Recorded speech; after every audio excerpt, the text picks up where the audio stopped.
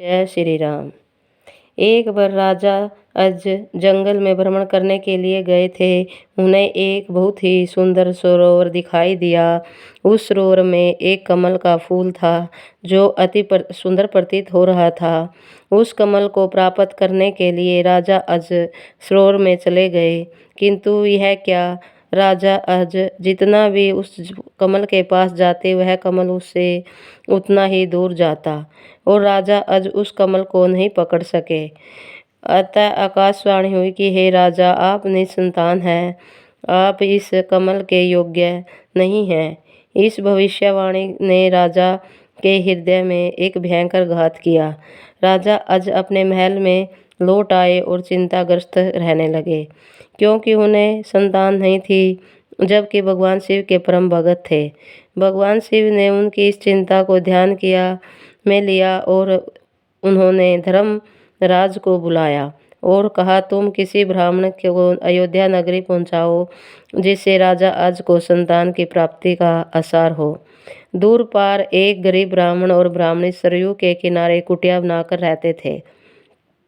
एक दिन वे ब्राह्मण राजा अज के दरबार में गए और उनसे अपनी दुर्दशा का जिक्र कर भिक्षा मांगने लगे। राजा अज ने अपने खजाने में से उन्हें सोने की अशरफियाँ देनी चाहिए, लेकिन ब्राह्मण नहीं कहते हुए मना कर दिया कि यह प्रजा का है, आप अपने पास से जो है उसे दीजिए। तब राजा अज ने अपने गले का हार उतारा और ब्राह्मण को देने लगे, किंतु ब्राह्मण ने मना कर दिया कि यह भी संपत्ति प्रजा की है। इस प्रकार राजा अज को बड़ा दुख हुआ कि आज एक गरीब ब्राह्मण उनके दरबार से खाली जा रहा है। तब राजा अज शाम को एक मजदूर का वेश बनाते हैं और नगर में किसी काम के लिए निकल जाते हैं। चलते चलते एक लोहार के यहाँ पहुँचते हैं और अपना परिचय बिना बताए ही वहाँ विनय कर काम करने लगते हैं। पूरी रात को हथौड़े से लोहे का काम करते हैं। इसके बदले में उन्हें सुबह 1 टका मिलता है। राजा 1 टका लेकर ब्राह्मण के घर पहुंचते हैं, लेकिन वहां ब्राह्मण नहीं थे। उन्होंने वह 1 टका ब्राह्मण की पत्नी को दे दिया और कहा कि इसे ब्राह्मण को दे देना। जब ब्राह्मण आया तो ब्राह्मण की पत्नी ने वह टका ब्राह्मण को दिया और ब्राह्मण ने उस टका को जमीन पर फेंक दिया। तभी एक आश्चर्यजनक घटना हुई।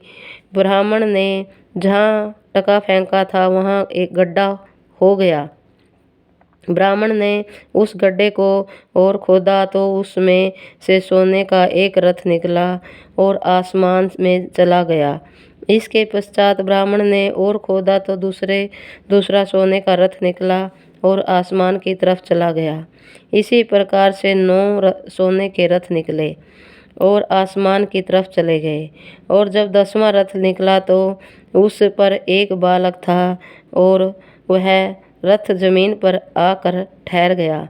ब्राह्मण उस बालक को लेकर राजा अज के दरबार में पहुँचे और कहा, हे राजन, इस पुत्र को स्वीकार कीजिए, यह आपका ही पुत्र है जो 1 टका से उत्पन्न हुआ है, तथा इसके साथ में सोने के 9 रथ निकले जो आसमान में चले गए, जबकि यह बालक 10वें रथ पर निकला।